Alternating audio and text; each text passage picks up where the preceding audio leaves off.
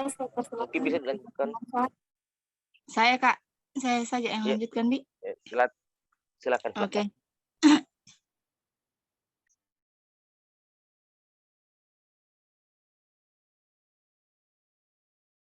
Bagian penutup, poin ke-20 itu meliputi pengelolaan diri dan keterampilan sosial.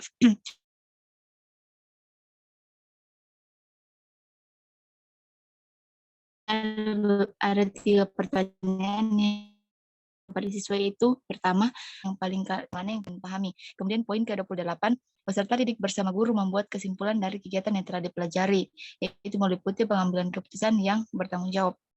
Kemudian poin ke-29, guru menyampaikan pesan moral, yaitu mengenai kesadaran diri. Kemudian ke-30, guru menyampaikan materi yang pelajari pada pertemuan.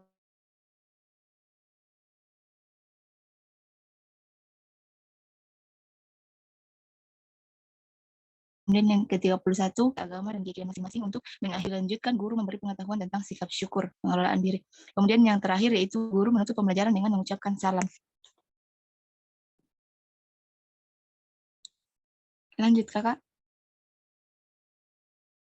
So, tabe Kak, sedikit cara untuk Kak Rama. Mungkin bisa di-share ya ini yang hasil tadi grup agar teman-teman bisa lihat. Karena kayak tadi itu kayak kurang kedengaran ya. Jadi dilihat Baik, Kak. oleh teman-teman di grup. Tabe Kak.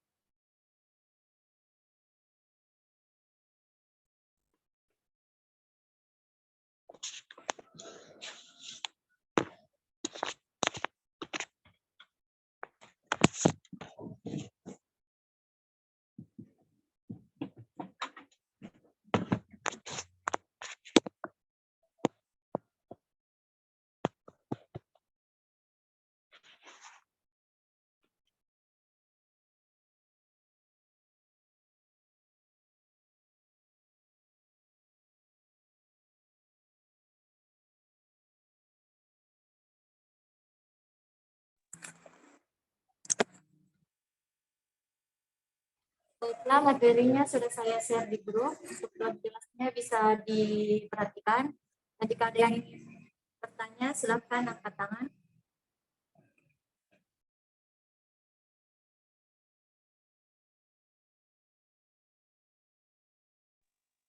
Iya, terima kasih Bu Rahma.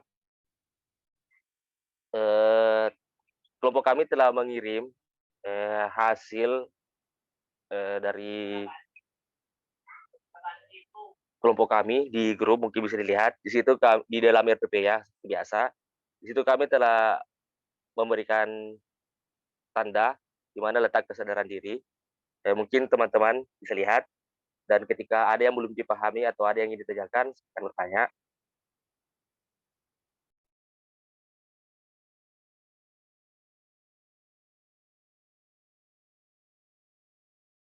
Baiklah, kamu Syawir, silakan. Baik, terima kasih Kak. Jadi di sini saya terkait kesadaran diri, saya bagian mana itu? Saya lihat situ penyampaian apa? Penyampaian moral atau apakah? Yang mana kalau tidak salah? Coba.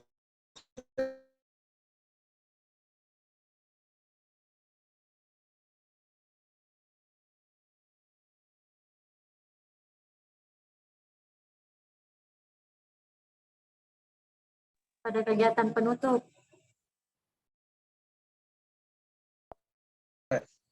Yang iya terbukti artinya saudara mau seperti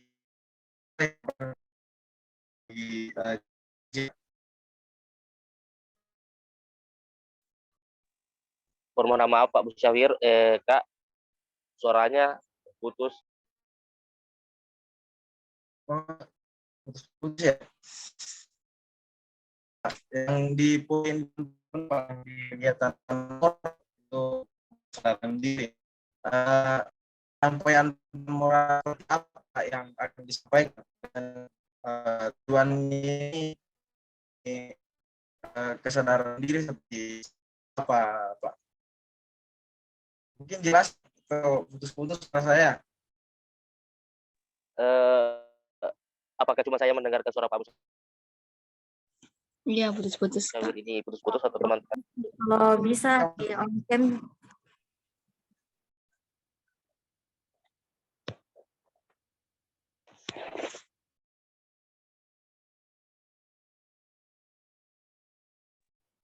Halo, mencoba menghubungkan kembali. Halo, Pak Rival. Kita lanjut, Pak Musyawir. Saya matikan kamera saja ya, Pak. Iya, nggak apa-apa, nggak apa-apa. Ya, biar Oke, lebih jadi kedengaran. di kegiatan 29 ini Pak, guru menyampaikan pesan moral. Ini terkait kesadaran diri.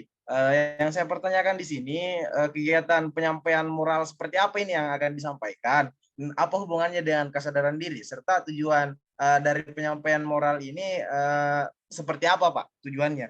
Dan ketercapaiannya seperti apa? Imbasnya kepada peserta didik itu seperti apa? Mungkin kurang lebihnya seperti itu Pak. Baik, terima kasih atas pertanyaannya, Pak Musyawir. Mungkin teman-teman lain ada yang bisa menanggapi pertanyaan dari Pak Musyawir.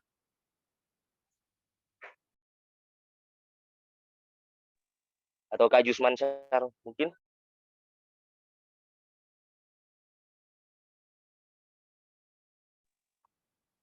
Siap. Kan, Kak? Ya,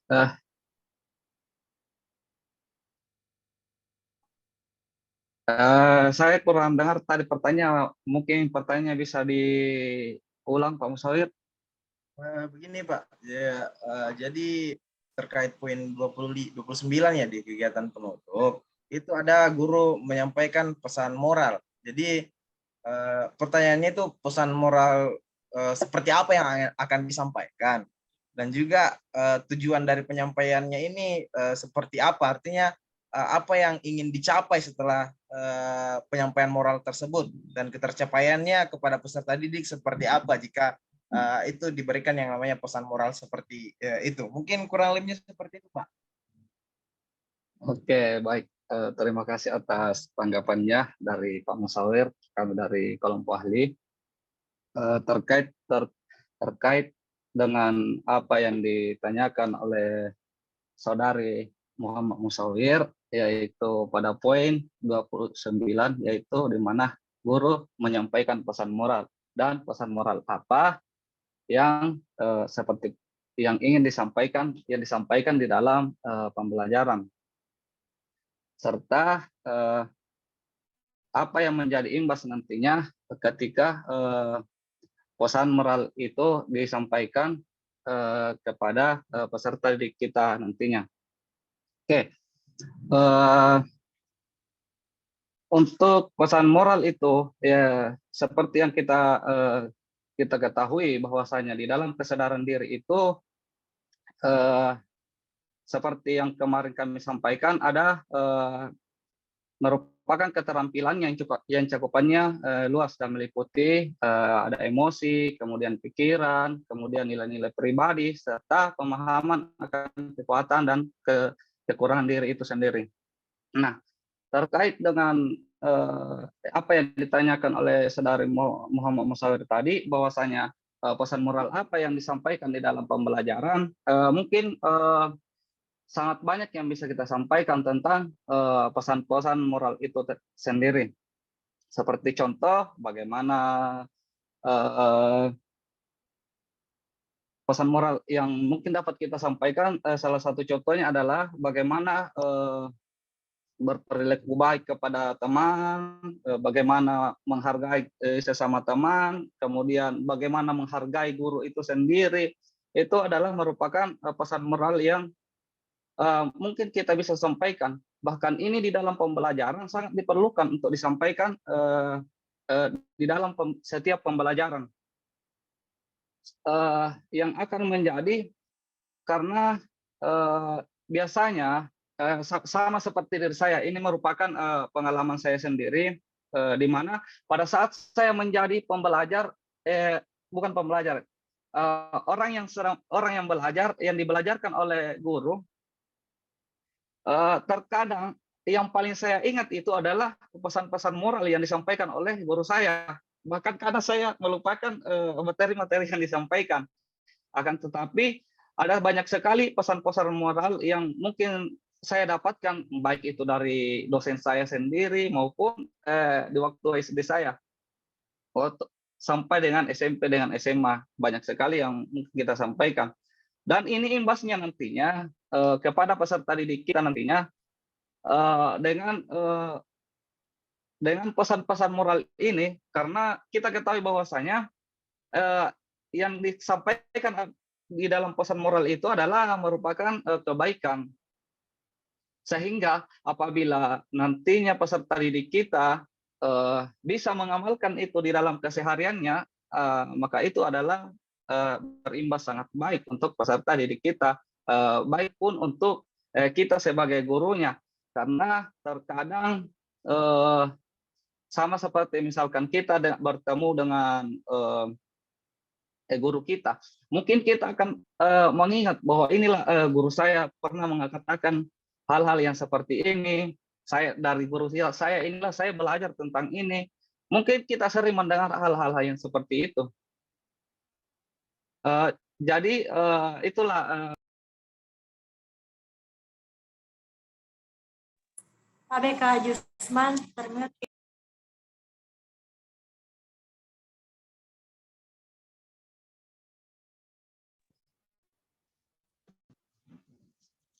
Mungkin itu yang sementara yang dapat saya sampaikan.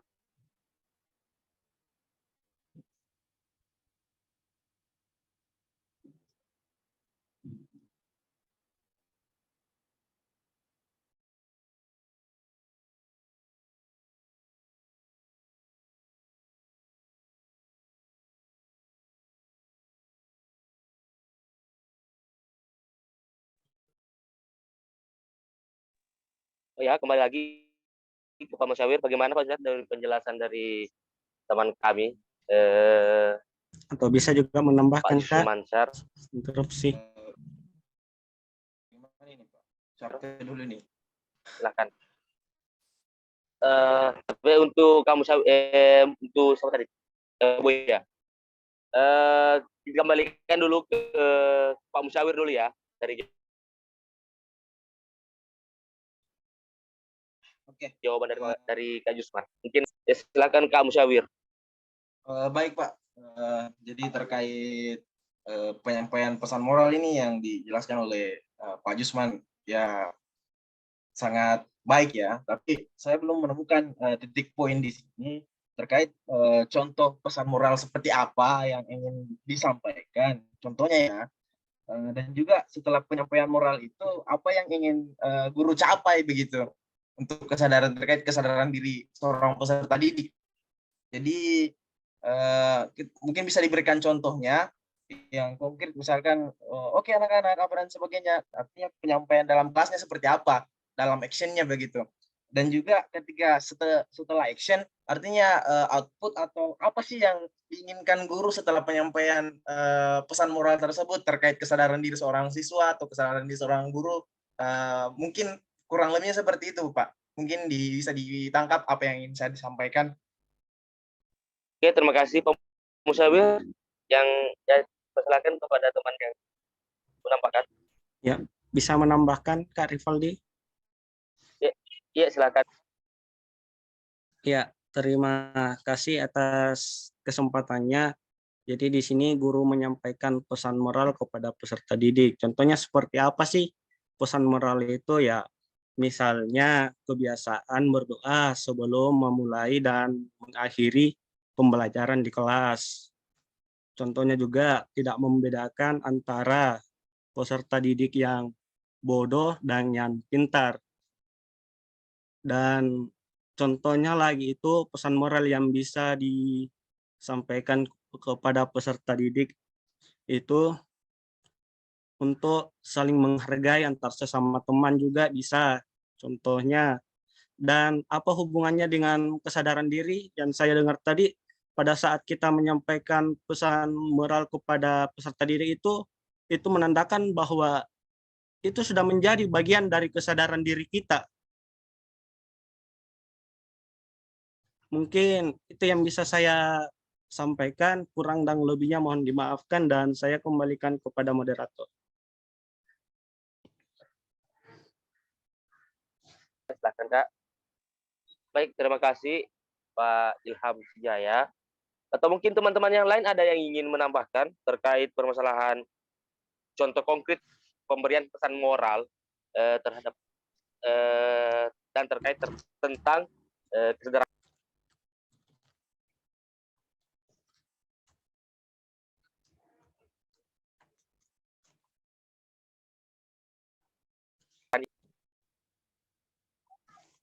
Baik, teman-teman, ada yang ingin menambahkan? Atau saya kembalikan lagi dulu ke Pak Musyawir. Ya, saya kembalikan lagi ke Pak Musyawir. Apakah jawaban atau tambahan dari Pak Ilham Sijaya ini sudah mewakili atau bagaimana, Pak?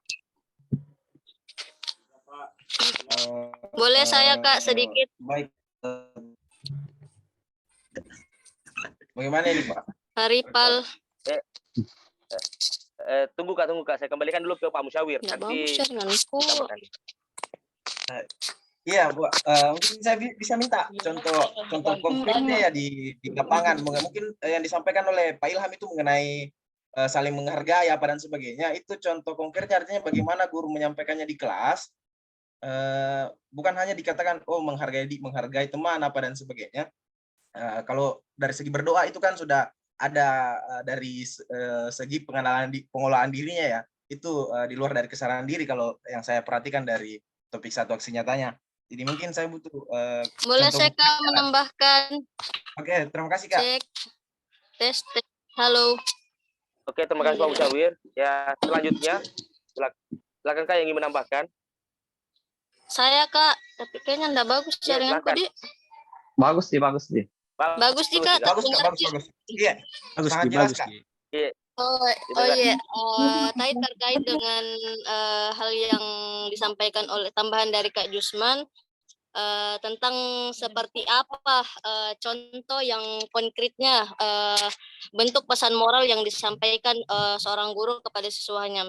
Kemarin sempat juga di dalam kelas belum sepenuhnya merasakan kesadaran diri yang timbul oleh siswa sehingga bisa dibilang kondisi kelas saya masih bisa dibilang masih belum efektif dikarenakan mahasiswa peserta didiknya masih saling mengganggu di dalam kelas sehingga juga menyebabkan saya di mengajar itu akhirnya terdiam dalam artian memberikan bentuk tujuannya membentuk kesadaran dirinya kepada siswa. Contohnya itu kemarin saya membahasakan nak tujuannya itu ke sekolah kalian mau apa?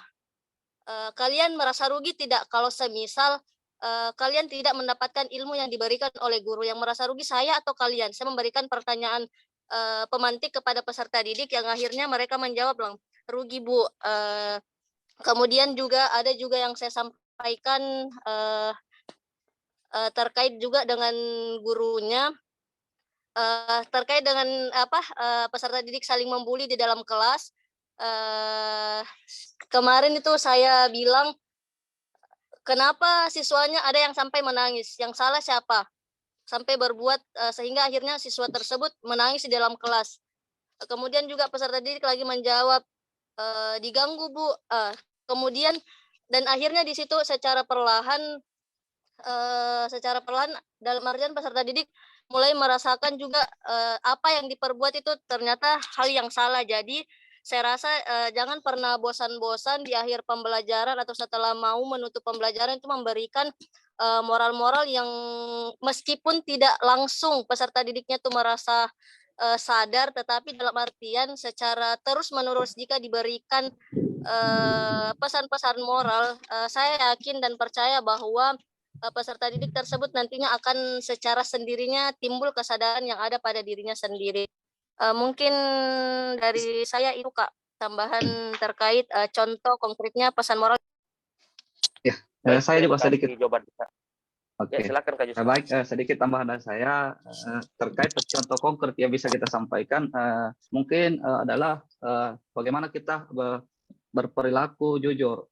Karena sering kita juga sampaikan kepada peserta didik kita bahwasanya kita juga mungkin sering mendengar bahwasanya kejujuran adalah merupakan mata uang yang berlaku di mana-mana. Mungkin seperti itu. Itu sangat bagus sekali kita tanamkan di dalam peserta didik kita bagaimana bisa berperilaku jujur dengan penyampaian dengan menyampaikan hal-hal yang pesan moral seperti bagaimana berperilaku jujur, berbuat baik, dan penyampaian yang mungkin di kelas mungkin kita bisa sampaikan bahwa kita itu sangat penting berperilaku jujur, karena kalau kita tidak berperilaku jujur maka orang lain tidak akan mempercayai kita. Mungkin seperti itu.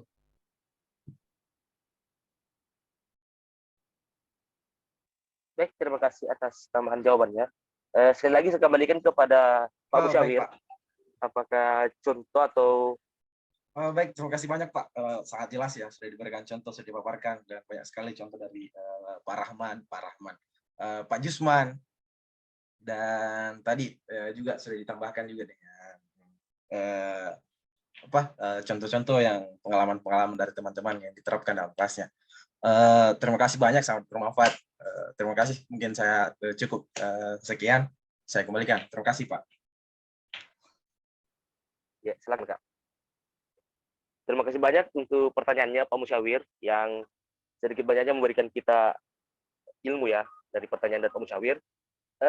Selanjutnya saya serahkan kepada teman-teman apakah ada yang masih belum dipahami dari terkait materi yang telah dipaparkan oleh teman kami.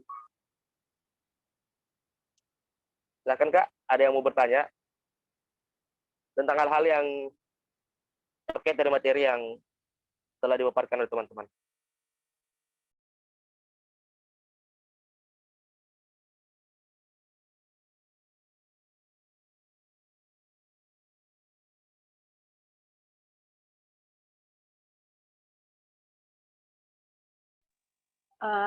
Izin moderator sambil menunggu pertanyaan dari teman yang lain, saya juga kalau bisa saya ingin berbagi, kalau boleh saya ingin berbagi pengalaman dengan siswa saya yang baru tadi siang sebelum saya pulang dari sekolah. Ya, silakan Kak.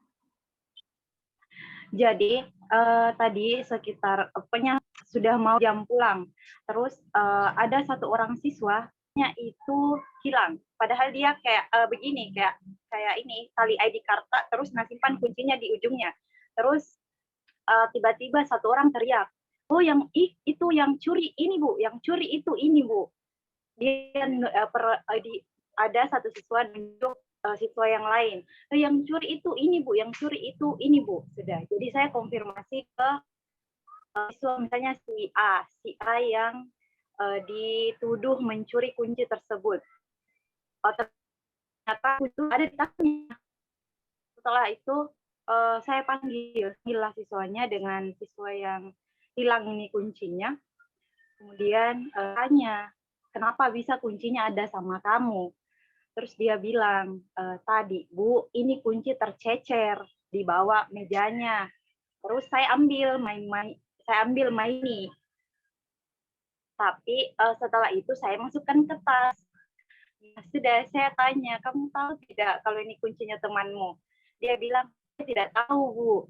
Lalu saya bertanya lagi, lalu kenapa kamu tidak bertanya kalau sempat punya siapa gitu di teman punya punyamu?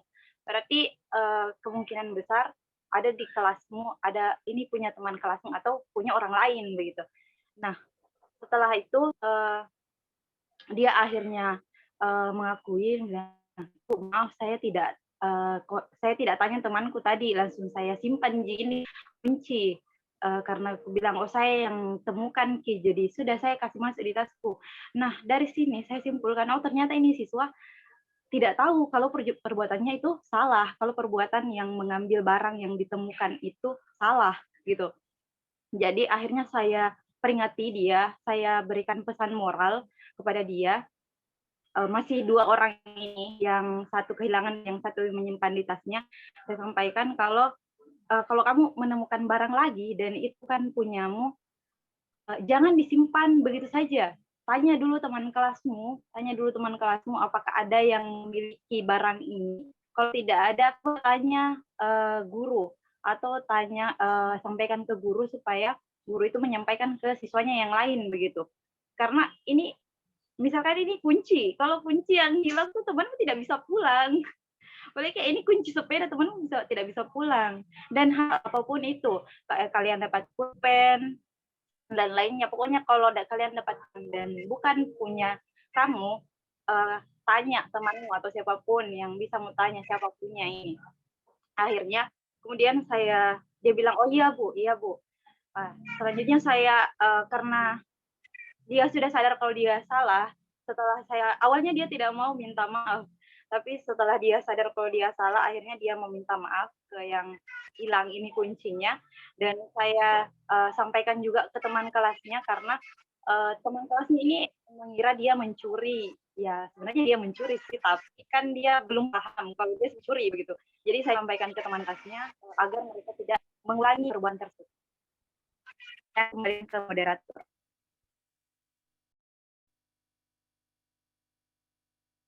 Baik, terima kasih Kak atas pembagian pengalamannya.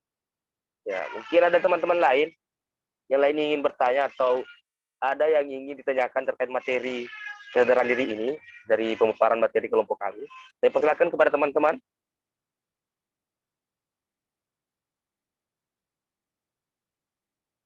Ya, silakan Pak Wahyu. Baik, terima kasih Kak. Jadi sebelumnya saya juga ingin sharing sedikit sebelum ke pertanyaannya, karena sepertinya saya butuh buah pikiran teman-teman sekalian. Pertama itu terkait mengambil hak bukan milik kita. Itu juga terjadi di kelas saya. Ada snacknya, orangnya pergi ikut kegiatan di luar sekolah. Nah, dia lupa snacknya di bawah meja. Terus temannya dia langsung makan snack itu padahal itu bukan punyanya. Dan disitulah saya juga memberikan kesadaran bahwa mengambil barang bukan milik kita memang untungnya dapat dilihat secara langsung, tapi percayalah adik-adik, kalau misalnya kita akan mendapatkan imbasnya di lain waktu. Saya kaitkan juga dengan kasus koruptor di negara kita. Nah, yang ingin saya tanyakan itu adalah salah satu kasus yang memang tidak bisa dipungkiri bahwa mengambil barang temannya. Tapi di sini kasus saya yang terjadi tadi pagi di sekolah ialah di kelas saya terjadi program kalau dia bicara kasar maka dia didenda sebesar Rp1.000 dan tabungannya itu ada tabungan dendanya dalam kelas. Dan tadi pagi tabungannya itu hilang. Nah, disinilah saya juga tidak bisa berkata apa-apa karena pertama tidak ada CCTV, saya juga tidak tahu bagaimana cara apakah kita perlu menemukan pelaku, siapa yang mengambil celengan itu, siapa yang ambil isinya denda itu. Nah, saya ingin minta pendapat teman-teman bagaimana sebaiknya saya bertindak di dalam kelas begitu, karena dalam kasus kehilangan uang denda ini yang notabene adalah uang bersama kan, maksudnya uang satu kelas itu dan hilang. Bagaimana saya menanggapi hal ini dan saya mengingatkan teman-teman. Baik, terima kasih. Izin bertanya Wahyu. Iya Kak. Ya, Itu yang pegang uang denda siapa? Guru atau siswa? Di dalam kelas ada memang tempatnya Kak, di laci meja, sebuah laci meja yang memang tidak ada orangnya di situ Kak, dan sudah berlangsung beberapa minggu aman-aman saja, tapi entah mengapa kenapa tiba-tiba hilang dan ya begitulah. Di kelas berapa itu Wahyu kejadiannya? Kelas 5 Kak, dan saya tanya gali-gali siswa, sempat saya juga bisa temukan, tapi ternyata respon siswa beragam. Dia bilang ada yang kelas lain masuk Kak waktu olahraga, dan sejenisnya. Karena kebetulan kelas 5 itu juga Kak tempatnya alat-alat berbagai macam olahraga Kak di gudang lah juga. Maksudnya gudang alat olahraga disimpan di kelas 5 Kak. Sebelum masuk di kelas 5 tidak bertanya-tanya, memang Kiga bilang ada struktur kelas, siapa yang ketua kelas, siapa yang bendahara, karena biasa itu di kelas 5 SD sudah terbentuk nih struktur organisasi. Ada sih Kak strukturnya, tapi saya belum gali sampai ke situ, bilang bagaimana cara galihnya ini Kak, kasusnya mau saya bawakan kemana, bawa kemana ini kasus, apakah berlanjut sampai ditemukan orang yang mengambilnya atau tindakan seperti apa Kak? Kalau saya Wahyudi pernah juga kejadian di sekolah sebelumnya PPG, ada uang hilang, baru saya tanyakan kepada siswa dan banyak juga macam-macam jawabannya, tapi saya ambil jawaban yang paling banyak, yang maksudnya ada satu orang yang memang paling dicurigai. Nanti kalau didapat nih tersangkanya, baru bisa bicara empat mata sama siswa yang bersangkutan.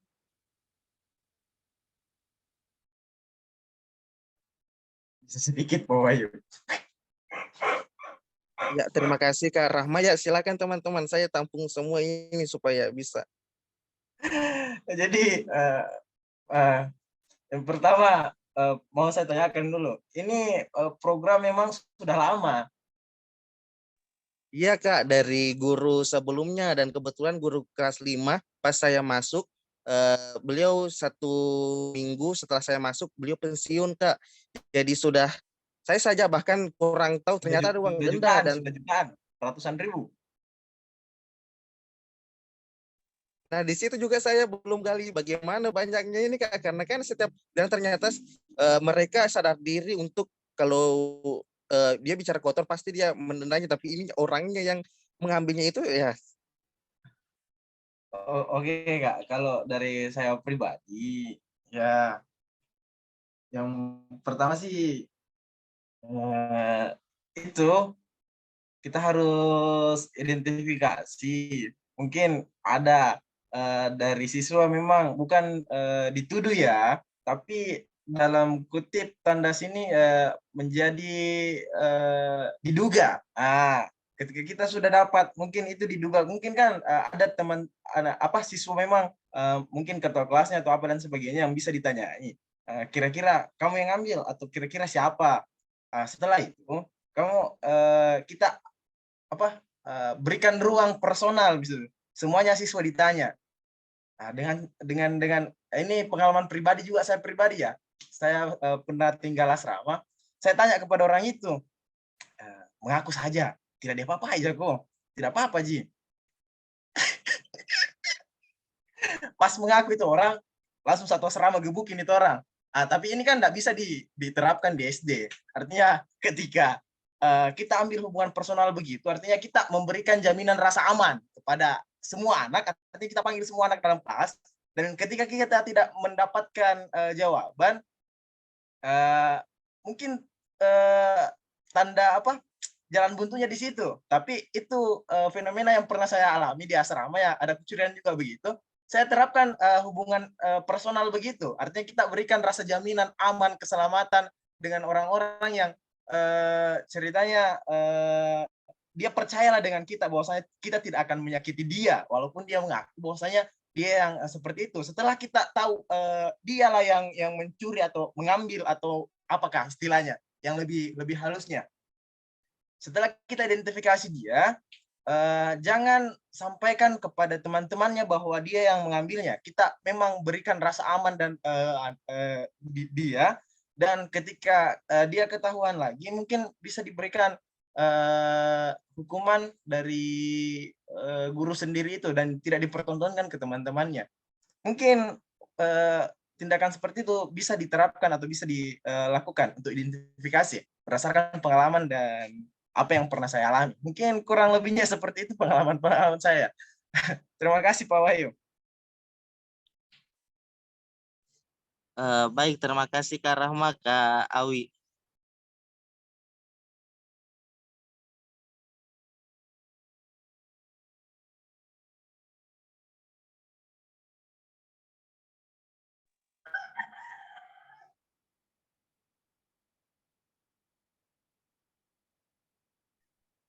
tambahan juga Kak Wahyu untuk kedepannya lagi bahwa itu uang kalau kumpul lagi alangkah baiknya kalau kita sebagai guru atau wali kelasnya yang pegang itu uang.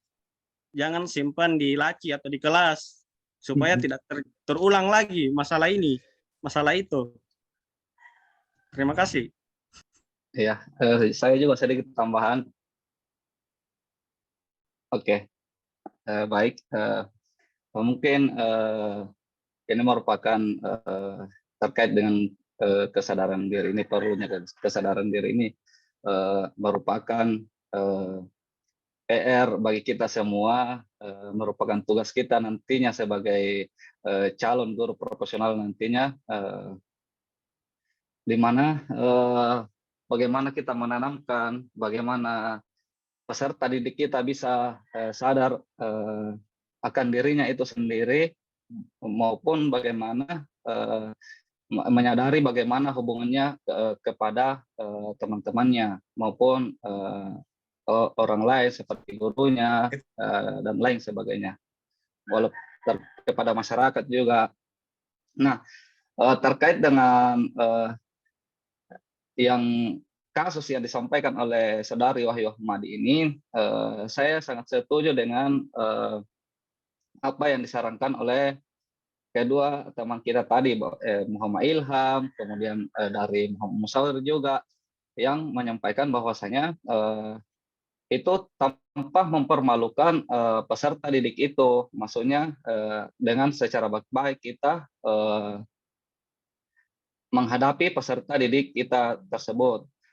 Kemudian dari Muhammad Ilham bahwasanya itu sangat cocok sekali, bahwasanya itu uang harus disimpan dengan baik-baik, bukan hanya disimpan di kelas atau bagaimana, karena seperti yang kita ketahui bahwasanya orang itu bisa berbuat salah karena ada kesempatan seperti itu.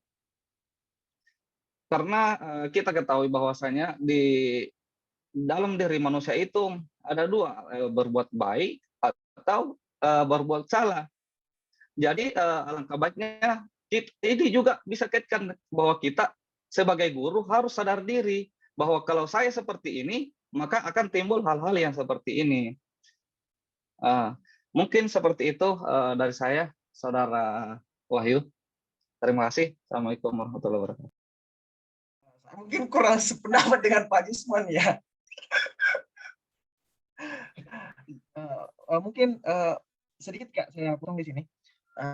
Untuk uangnya yang disimpan baik-baik, saya kira ketika uangnya disimpan seperti itu akan menimbulkan yang namanya rasa jujur, rasa kepercayaan, rasa apa artinya keamanan lah dalam kelas. Artinya ketika kita menyimpan barang seperti itu dan sudah lama dan aman, otomatis itu akan tercipta yang namanya kenyamanan dan keamanan dalam kelas. Jadi mungkin alangkah baiknya jikalau ini sudah membudaya, mungkin saran dari saya pribadi ya, itu bisa dilanjutkan Pak. Saya kira seperti itu, supaya itu menimbulkan yang namanya budaya saling percaya, budaya aman, dalam tentram dalam kelas. Mungkin pendapat dari diri saya pribadi, mungkin kurang lebih seperti itu. Karena agak greget tadi, jadi saya potong. Terima kasih Pak.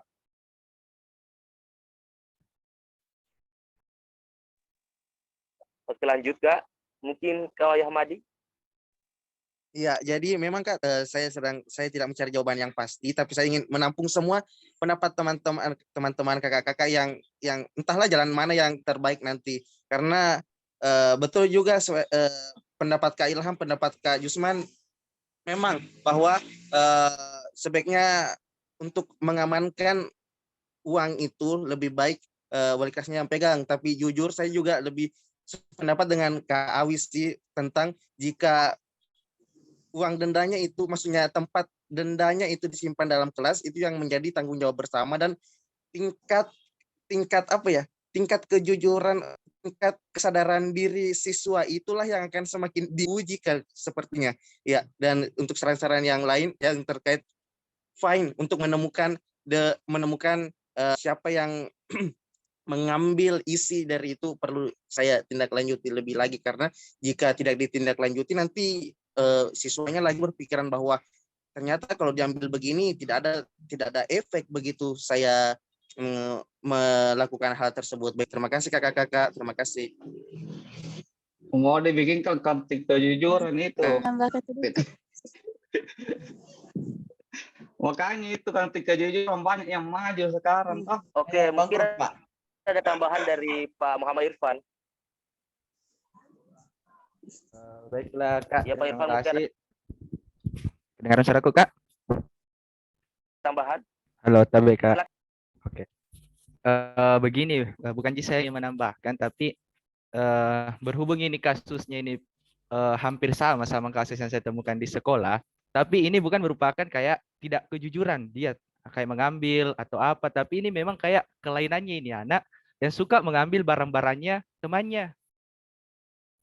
Pertanyaanku tuh ke pemateri atau ke teman-teman yang lain, apakah ini merupakan tugas kita juga untuk menanamkan kesadaran diri bahwa mengambil barang orang lain itu memang bukan hak kita, tetapi bagaimana jika ini memang sudah kelainan atau kebiasaan dari anak itu sendiri. Dan bukan saja bilang anak ini kekurangan dari material atau kekurangan apa, tapi memang anak ini kayak kelainannya atau kesukaannya begitu, ambil barang-barangnya orang lain. Ya, saya minta pendapatnya juga kepada teman-teman atau pemateri bagaimana kita sebagai guru, apa yang harus kita lakukan untuk menyikapi hal tersebut. Terima kasih. Kan lanjut, Kak. Baik. Terima kasih pertanyaannya Pak Irfan. Saya ingin lemparkan kepada teman-teman, ada yang ingin bisa memberikan jawaban atau tanggapan terkait pertanyaan dari saudara Bapak Muhammad Irfan. Silakan, Kak.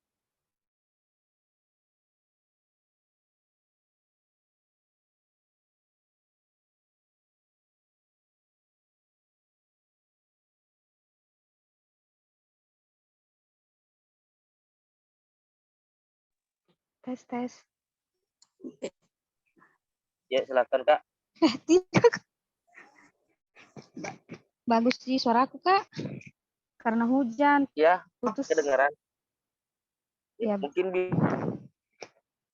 bisa memberikan tanggapan. Iya, ada sedikit tambahan. Kalau bagus suaraku, saya mohon mematikan kamera. Iya, bagus sekali suara Kak. Merdu. Alhamdulillah. Ya betul, yang seperti yang dikatakan Irfan, saya sebenarnya bukan pengalaman sih, tapi ini hasil tontonan. Betul sekali kalau kita menonton sesuatu itu juga bisa jadikan sebagai pengalaman. Dan itu ada yang suka mencuri, sebenarnya mengambil barang orang lain, sebenarnya kayak kelainan sendiri, kayak dia punya kelainan seperti itu. Yang pernah saya tonton di film itu, hal yang dilakukan gurunya itu dia bicara dulu sama orang tuanya, sama guru kepala sekolah, sama guru walinya. Misalnya dia kan sebagai wali, dia bicara sama kepala sekolahnya. Kalau tidak ada perubahan pada peserta didik itu, kemudian dia bicara sama orang tuanya, bicara baik-baik.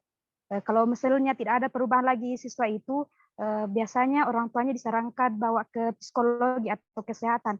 Karena kalau begitu tidak diobati secepatnya, bisa menjadi kebiasaan. Dan yang saya lihat dia itu bawa ke psikologi atau kesehatan, dan siswa itu berubah secara perlahan. Karena kalau dibiarkan begitu saja, bisa menjadi kebiasaan yang pastinya merugikan. Selain merugikan siswa itu, pasti sangat membuat malu orang tuanya. Jadi lebih baik mencegah daripada mengobati. Saya kembalikan ke siapa ini? Ke saya, Kak. Iya. Oke. Ya, saya kembalikan lagi, saya lempar ke Pak Irfan. Atau ada tambahan ya? Pak Irfan dulu ya, ke Pak Irfan. Silakan Pak Irfan.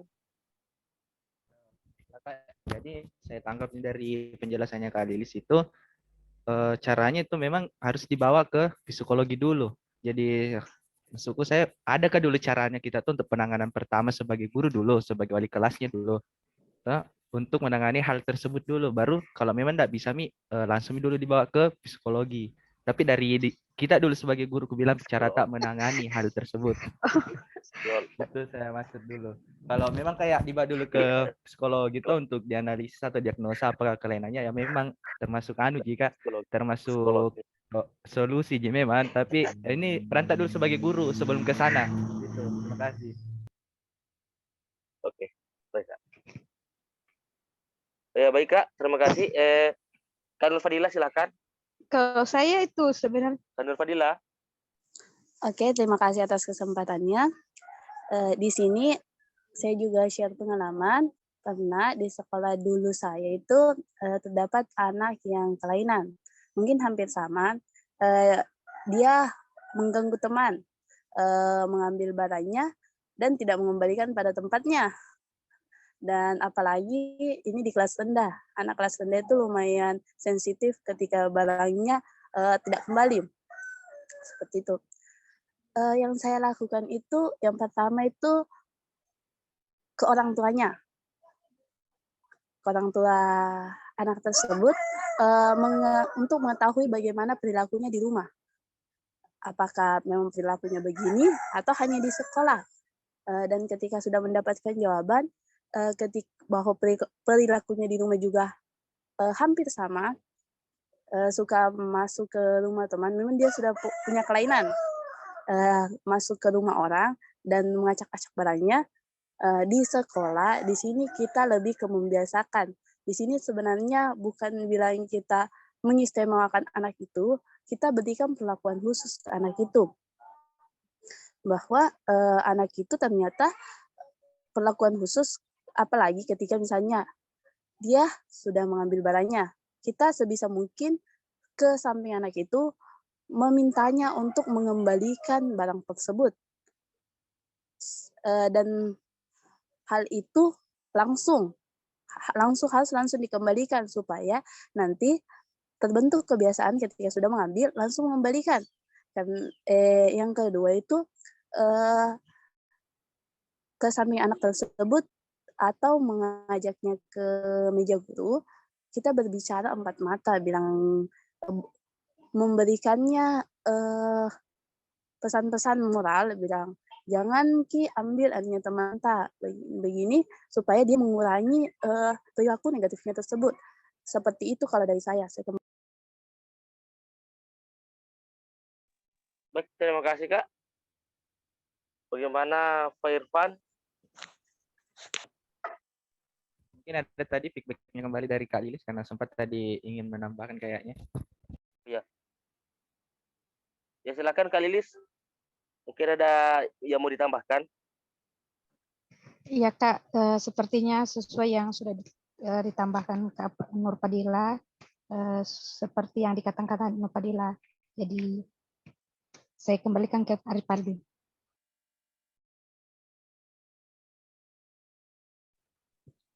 Saya Ya, mau terima menambah. kasih Kak. Siapa Kak? Saya Kak. Yes. Oke, baik. Terima kasih atas kesempatannya. Saya hanya ingin menambahkan jawaban dari Kak Nur Fadila dan teman-teman yang lain. Kalau menurut saya, langkah awal yang kita harus tempuh yaitu seperti yang dikatakan Kak Nur Fadila, berkomunikasi dengan orang tua siswa.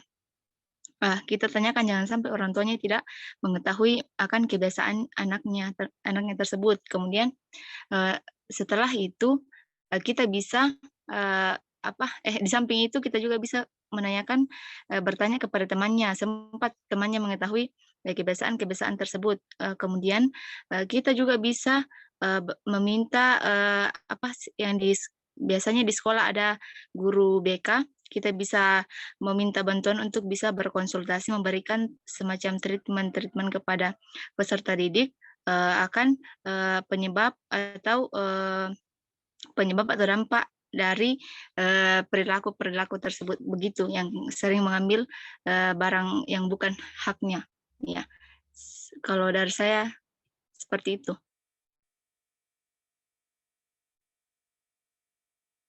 Silakan Kak. Baik, terima kasih atas tambahannya Kak. Mungkin ada lagi dari teman-teman yang ingin menambahkan atau Mungkin saya sedikit Pak Ripaldi.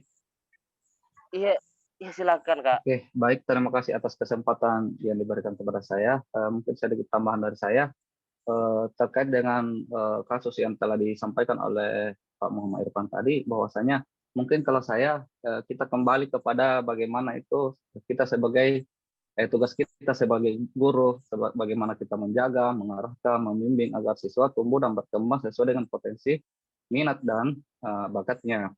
Kemudian selain itu tugas kita sebagai guru adalah bagaimana menjadi motivator bagi peserta didik kita, bagaimana kita memotivasi peserta didik kita.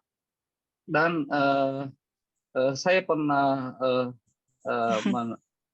melihat, saya pernah membaca bahwasanya kita tidak bisa merubah yang menjadi kebiasaan dari tapi mungkin kita bisa membuat peserta didik kita itu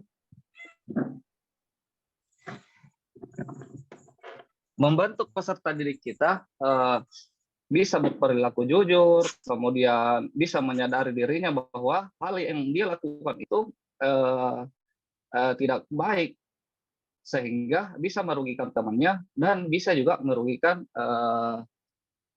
dirinya sendiri maupun keluarga dari peserta didik kita tersebut.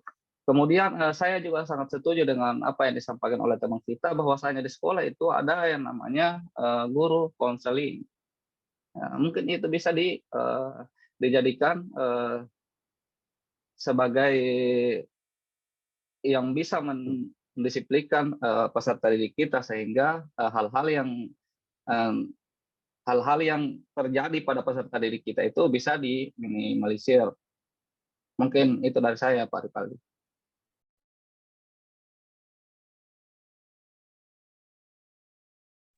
Baik, terima kasih, Kak. Mungkin ada lagi dari teman-teman?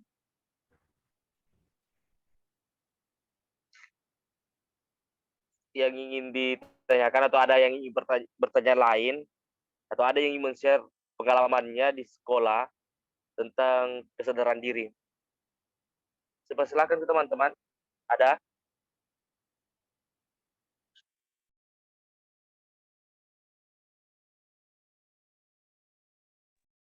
KBK. Ya, silakan.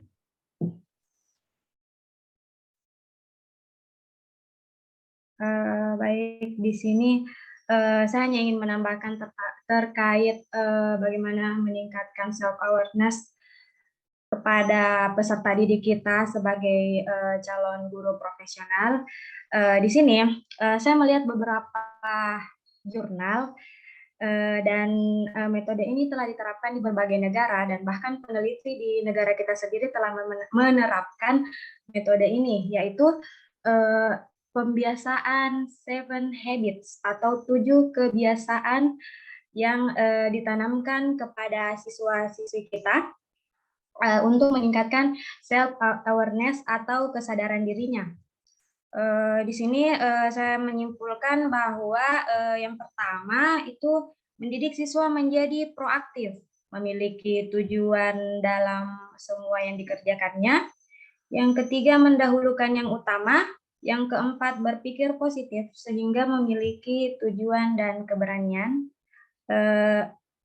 Berusaha untuk memahami, bersinergi atau bekerja sama, dan menjaga tubuh serta terus belajar. Ya, itu sekedar sharing kepada teman-teman metode penanaman kebiasaan untuk meningkatkan kesadaran diri siswa berdasarkan apa yang telah saya temukan dan sudah terbukti efektif diterapkan dan telah diterapkan di berbagai negara dan sangat efektif. Ya, itu saya tambahan saya mengenai materi self awareness ini. Terima kasih. Baik, terima kasih atas tambahan ilmu dari Kak Asruni ya. Mungkin ada lagi dari teman-teman, atau ada yang ingin ditanggapi, atau ada yang ingin ditanyakan, atau ada yang ingin di-share ke kita tentang materi kesadaran diri ini. Saya persilakan kepada teman-teman yang ingin.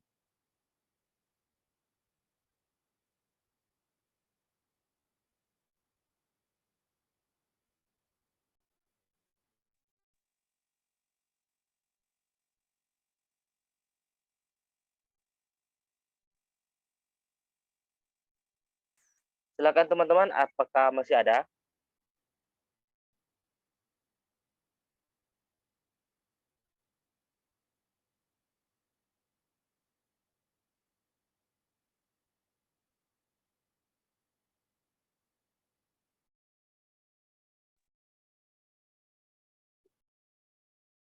Sepertinya sudah tidak ada, Kak.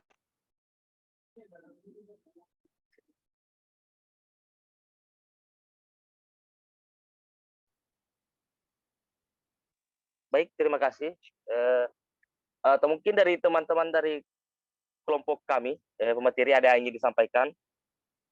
Atau sebelum saya tutup dan kembalikan kepada...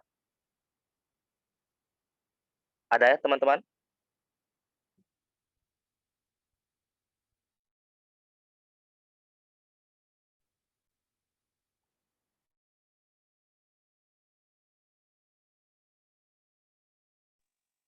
Bagaimana ini Pak Wahyu? Kalau sudah tidak ada, saya tutup dan kembalikan kepada Bapak ya. Betul, Kak. Baik, karena sudah tidak ada pertanyaan, tanggapan, dan sharing dari teman-teman, terima kasih atas berbagai saran dan ilmu yang telah diberikan untuk hari ini tentang peningkatan kesadaran diri. Kami dari kelompok, kami dari tim ahli dari materi kesadaran diri ini mengucapkan banyak terima kasih. Saya akhiri dengan ucapan Assalamualaikum warahmatullahi wabarakatuh. Waalaikumsalam warahmatullahi wabarakatuh. Ya, saya kembalikan kepada... Oke, kembali ke saya ya.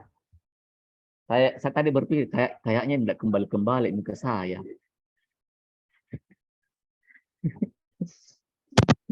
Bilang kapan ini kembali ke saya? Saking senang. Oke, baik, terima kasih. Jadi yang paling pertama yang saya ingin sampaikan adalah apresiasi pertama kepada tim ahli yang telah melaksanakan mungkin tugas dan tanggung jawabnya dengan sangat baik, dan apresiasi juga kepada para rekan-rekan yang lain yang saya pikir akhirnya semuanya masuk menjadi tim ahli.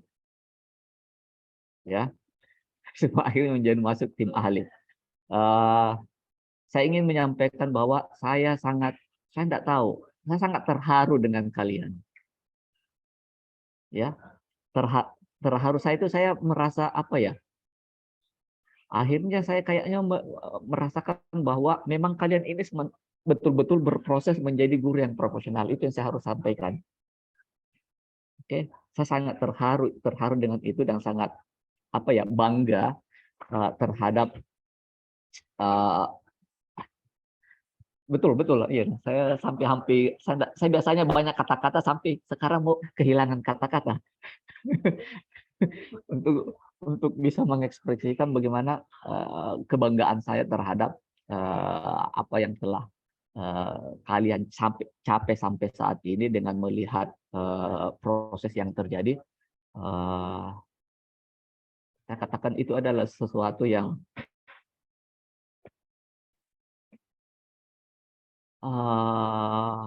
akan benar-benar menjadi ilmu pengalaman yang sangat berharga untuk teman-teman sekalian berproses menjadi guru-guru yang akan mempersiapkan generasi-generasi yang terbaik di negara kita.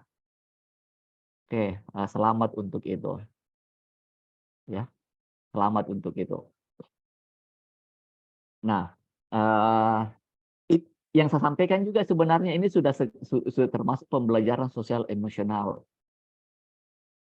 Ya, yang saya sampaikan seperti ini,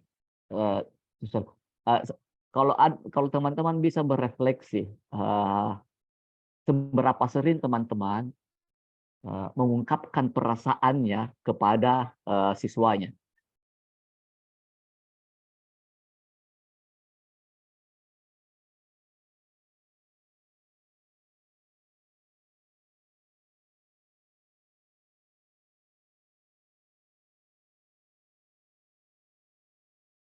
Seberapa sering? Ataukah apakah itu sudah menjadi praktek yang sudah biasa Anda lakukan di dalam kelas?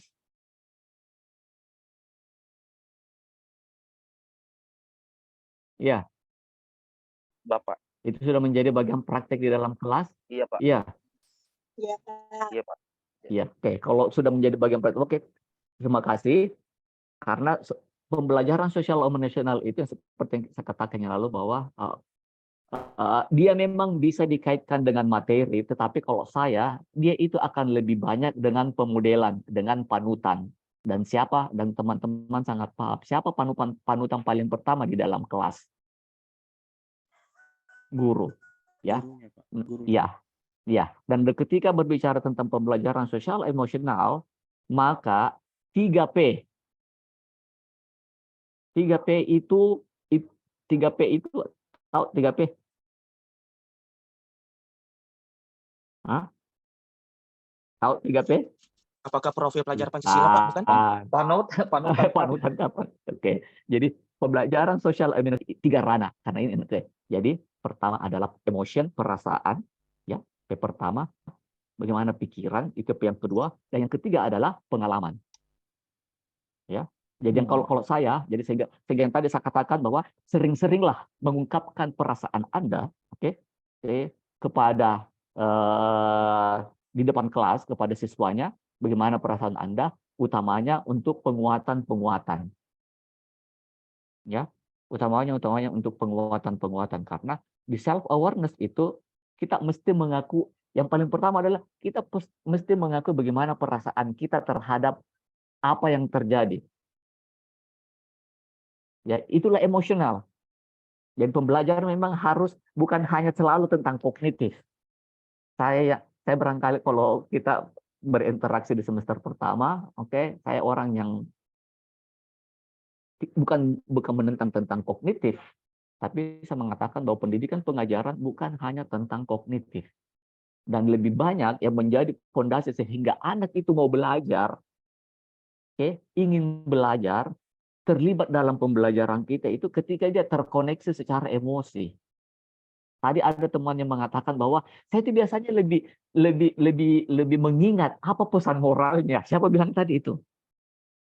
Siapa bilang tadi itu? Musawir, Yusman kah? Saya, Pak. Ya, Yusman yang mengatakan. Ya, Yusman yang mengatakan tentang itu bahwa saya biasanya itu yang paling gampang saya ingat ketika pembelajaran itu adalah tentang pesan moral atau pesan, karena itu berkaitan dengan emosi. Ya. Dan itu terbukti dari teman-teman, ya. Itu terbukti teman-teman. Oke. Jadi ya. Nah, banyak sekali hal tadi yang didiskusikan dan saya hampir tidak bisa menyimpulkannya, dan barangkali cuma yang ada di catatan-catatan saya yang saya pikir akan sangat penting untuk kita ambil, ya. Di akhir paparan, karena ini paparan terakhir dari timnya Rivaldi, ya. Di akhir paparan tentang self awareness ini. Oke. Jadi umpamanya dari yang Musyawir tadi, memang penting, penting ketika kita umpamanya membuat, karena ada di RPP ini tadi Musyawir lihatnya kepada RPP, jadi saya akan mulai di situ. Jadi betul bahwa ketika kita merancang RPP dan mencoba mengaitkannya dengan dengan aspek-aspek sosial emosional, maka pertanyaan apa dan bagaimana itu sangat penting. Oke, apa sih yang ingin guru sampaikan dan apa yang guru ingin dapatkan dengan penyampaian moral tersebut? Apakah tentang kejujuran? Oke, tentang apa yang pertama? Oke, kemudian pasti harapannya dengan bahwa anak-anak nanti itu bisa memperlihatkan perilaku kejujuran, bentuknya macam-macam. Dan pertanyaan keduanya adalah bagaimana menyampaikan pesan moral itu. ya, tentang bagaimana sebagai seorang pengajar ya bagaimana. Tadi kalau di RPP-nya ya mungkin Anda dengan menyanyi, mungkin dengan dongeng, ya, mungkin dengan film-film yang berisi pesan-pesan moral silahkan. Kalau yang tadi kan lagu-lagu apa ya, rintik-rintik apa ya, titik-titik apa, lagu apa tadi? Tik-tik-tik bunyi hujan itu ya. Di atas. Di atas genteng ya, oke, baguslah. Karena ini selain tentang pesan moral juga ingin mengaitkannya dengan isi pembelajarannya, materinya, topiknya pada hari itu, ya. Oke, sehingga yang tadi disoroti di kegiatan akhir tentang doa, oke, betul sekali. Kita yang mungkin biasa terjadi adalah ada sesuatu yang dilakukan di kelas, tapi hanya sebagai rutinitas. Contohnya doa itu. Rutinitas tapi tidak bermakna. Nah, betul sekali tadi Ilham sampaikan bahwa selain berdoa, oke, kita perlu jauh lebih lagi melibatkan anak untuk berpikir kenapa mesti berdoa, apa esensinya doa, untuk apa doa itu bagi saya, dan seterusnya. Ya, apakah doa itu membuat kalian tenang? Umpamanya, tenang adalah perasaan. Ingat. Ya, Ilhamnya ya. Oke. Nah, terus yang selanjutnya banyak sekali teman-teman sampaikan tentang hal-hal yang terjadi di kelas, oke, dan di luar pembelajaran. Ada yang menangis, ya, ada yang kehilangan kunci, ada yang kehilangan uangnya, ya, ada yang berbicara kotor, sampai dengan yang terakhir yang banyak diskusi adalah yang kleptomania itu, ya, yang kleptomania suka mengambil itu. Poinnya adalah bahwa, oke, ketika kita berada di dalam kelas, memang kita bukan hanya pengajar yang akan mengajarkan topik pada hari itu. Ya, poinnya itu. Jadi akan banyak hal-hal di luar RPP yang akan terjadi di luar RPP yang akan terjadi, tapi oke, jangan lewatkan hal tersebut. Artinya gunakan hal tersebut sebagai momen belajar. Dan kadang-kadang kejadian-kejadian itu berkaitan dengan sosial emosional. Contoh, oke, yang suka menangis. Oke. Kita harus mengenali perasaan, kita harus membantu anak-anak itu memahami apa itu menangis, kenapa menangis, apakah perlu menangis, umpamanya. Oke, kenapa dia menangis, oke, dan dan apa yang dirasakan ketika menangis, dan apakah perlu menangis, itu adalah self awareness. Berbicara kotor juga, apa yang membuat kita perlu memahami kenapa dia berbicara kotor. Ya, nah kalau sampai dengan kleptomania, oke, itu yang sudah agak besar ya permasalahannya. Oke, betul sekali pertanyaan tadi dari Irfan yang mengatakan bahwa untuk kleptomania ya, kita sebagai guru dulu, karena kita yang paling dekat dan kita yang paling mengetahui, apa dulu kita, walaupun barangkali kita belum bisa menyelesaikan masalah kleptomania tersebut, tapi sebagai guru kita apa dulu yang bisa kita lakukan? Nah, saya coba merangkum dari semua penyampaian teman-teman bahwa ternyata pendekatan personal melalui dialog. Pendekatan personal melalui dialog, guru dengan guru dengan muridnya. Oke. Kalau saya sih itu yang paling pertama. Kita mesti memperlihatkan bahwa kita itu peduli, kita itu sayang kepada mereka. Ya. Caranya apa? Paling tidak dengan bercakap, paling tidak dengan berdialog dengan yang bersangkutan. Ya. Sedikit kalau tentang klepto, kalau dari beberapa kajian dan kleptomania ini memang kelainan, tapi ketika secara psikologis dilihat, betul biasanya kleptomania itu memang bukan kebutuhan. Bukan kebutuhan ya. Ya bukan kebutuhan. Pemanya mengambil apa-apa, ternyata kita lihat tahulah umpamanya beberapa kasus umpamanya yang ibu-ibu pejabat mengutil di mana, itu kan dia kan sebenarnya tidak butuh. Ya. Tapi ternyata secara psikologis orang-orang kleptomani itu adalah orang-orang yang butuh perhatian. Ya. Itu perhatian. Nah kalau seorang guru sudah bisa memperlihatkan bahwa dia peduli, dia sayang kepada anaknya, oke, paling tidak itu sudah ada modal dasar untuk paling tidak menjalin koneksi, walaupun nanti barangkali perlu bantuan-bantuan, apakah psikologi, apakah BK, apakah bekerja sama dengan orang tuanya, itu lain dulu. Tapi kita di dalam kelas seperti poinnya Irfan, ya kita dulu di dalam kelas, karena kita adalah orang yang pertama yang mengetahui itu, dan paling tidak kita ingin memperlihatkan kepada orang tersebut bahwa saya juga orang pertama yang peduli dengan kamu. Maka dialog, ya, maka dialog, ya. Jadi dialog umpamanya, ya apa kita tanya, kita coba membantu siswa untuk mengenali sifat menangis itu, suka mengganggu itu, suka mengambil umpamanya, ya.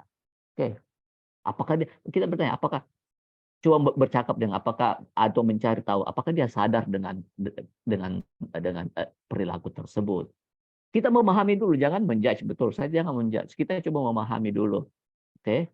Apa perasaannya ketika melakukan itu? Hal-hal apa yang men-trigger, yang memicu dia melakukan itu? Itu saja dulu. Ya. Itu saja dulu. Ya. Jadi apa yang dirasakan ketika perilaku itu muncul, karena 3P, emosi, perilaku, dan emosi, pikiran, oke, perasaan, pikiran, dan perilaku, itu perlu dipercakapkan dulu di pembelajaran emosional, ya. Oke. Jadi saya akan menyimpulkannya dengan bahwa untuk self awareness itu yang menjadi tanggung jawab guru itu adalah bagaimana membantu siswa mengenali dan memahami diri ketika kita mengambil tindakan-tindakan di dalam kelas, ya. Dan banyak sekali tadi kalian berbagi pengalaman, kemudian sampai ada sudah sampai mencari jurnal, itu saya pikir itu salah satu ciri guru, dia akan terpicu, tertantang untuk menggali lebih jauh, oke, belajar lebih jauh tentang hal itu. Saya sangat puas dengan apa yang telah disampaikan oleh tim ahli. Jadi saya barangkali saya akan satu saya share, dan ini adalah Anda bisa dapatkan di Google, dan memang di Google yang saya perlihatkan bahwa contoh kecil seperti yang tadi di RPP itu, hal-hal yang seperti ini banyak kali Anda bisa dapatkan. Ya, Anda sudah bisa lihat, ya. Ini sudah di beberapa kelas saya sudah melihat seperti ini. Anda bisa kembangkan berkaitan dengan sosial emosional, ya, yang hal-hal yang seperti ini, ya. Oke. Jadi kuncinya adalah kita mesti membuat diri kita terkoneksi secara personal dengan peserta didik kita. Jangan kita hanya melihat mereka sebagai angka-angka. Angka-angka artinya apa? Ada 35 orang di kelas, tak? Kalau hilang 1 berarti sisa 34. Hilang 2 berarti cuma 33, bukan. Oke. Bukan hanya angka. Jangan kita sampai dikutuk dengan angka lagi. Ya. Oke. Ada yang ingin menyampaikan sesuatu sebelum kita tutup pertemuan hari ini?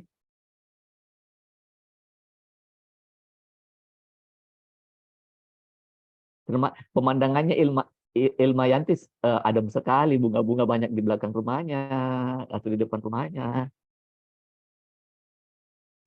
Yang minat boleh chat, nanti dikirimkan nomor rekeningnya juga, Pak. Sekalian dikirimkan. Yang tidak enaknya itu yang terakhir. Yang minat itu boleh, tapi yang terakhir itu waduh, naik. Kalau barter, Kalau barter boleh katanya, ada aku barter. Oke. Ya. Boleh. Oke, ya, jadi hal-hal yang seperti ini banyak ini. Jadi bukan kita bisa mengkreasi dalam bentuk peraturan kelas. Kalau saya sih peraturan kelas, struktur kelas, seperti aturan kelas yang seperti saya katakan, kayak apa yang baik di dalam kelas. Nah, itu kan pembiasaan. Oke. Nah. Oke ya, kalau tidak ada, saya rasa apa yang telah diskusikan itu sudah menjadi bekal. Oke, dan saya kenapa sengaja saya memakai kata bekal karena kalau bekal itu berarti bisa saja habis ya. Jadi harus terus kita tambah bekal kita ya. Artinya guru profesional adalah guru yang menjadi guru pembelajaran sepanjang hayat. Oke, terima kasih calon-calon guru profesionalku. Sukses untuk kalian semua, tetap sehat dan makin bahagia di tengah lingkungan support system sendiri. Oke ya. Dan saya yakin kita akan berproses dengan menjadi lebih baik. Ya. Itu keyakinan saya. Terima kasih. Assalamualaikum warahmatullahi wabarakatuh. Dan tidak terasa lagi bulan depan kita sudah Lebaran. Iya Pak, tidak terasa. Waalaikumsalam warahmatullahi wabarakatuh. Terima kasih Pak. Oke, bye. Untuk screenshot Oh, ya silakan kalau mau di screenshot. Oke, sebagai bukti sekarang kita ada di zaman perlu semuanya ada bukti ya. Ya. Sudah kah? Siapa yang mengambil buktinya? Oke, Rahma ambil buktinya. Oke, halaman pertama dulu. Halaman kedua, Rahma supaya ada tong Gayata. Rahma dia kode. Bibirku. Iya, Gang. Oke, sudah kayaknya. Oke. Terima kasih ya, sampai jumpa. Iya Pak, makasih Pak. Ya, makasih semuanya.